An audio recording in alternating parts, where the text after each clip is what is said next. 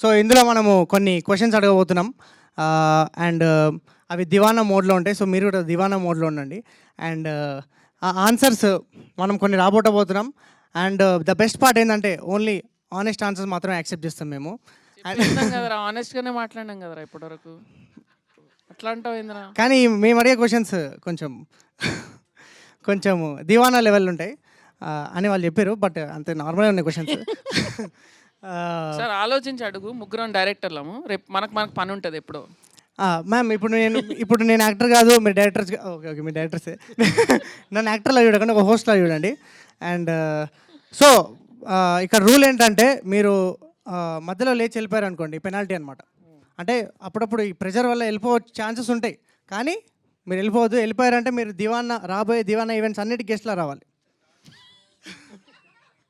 Okay okay okay. So first ప్రశ్న మన రవికిరణ్ గారితో స్టార్ట్ చేద్దాం. కరెక్ట్, బ్యాక్ బెంచర్స్నే పట్టుకోవాలి ఫస్ట్. కొంచెం అంటే మీకంటే ఆయన ఇందాక అన్నారు బ్యాక్ బెంచర్ అని చెప్పేసి అక్కడ కూర్చున్నాడు, అందుకే ఆయన.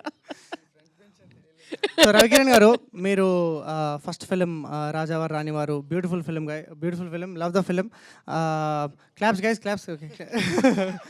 సో అందులో ఆ లవ్ స్టోరీ మేము చూసామండి. కానీ ఆ లవ్ స్టోరీ అంటే మా విశ్వసనీయ వర్గాల నుంచి తెలిసిన ఇన్ఫర్మేషన్ ఏంటంటే, ఇక్కడే ఉన్నారు ఎక్కడొక్కడ వాళ్ళు కూడా, వాళ్ళు చెప్పింది ఏంటంటే మీరు ఆ లవ్ స్టోరీ మీ ట్రూ లైఫ్ ఇన్స్పిరేషన్ అంటారు, ట్రూ ఇన్స్పిరేషన్ అంట.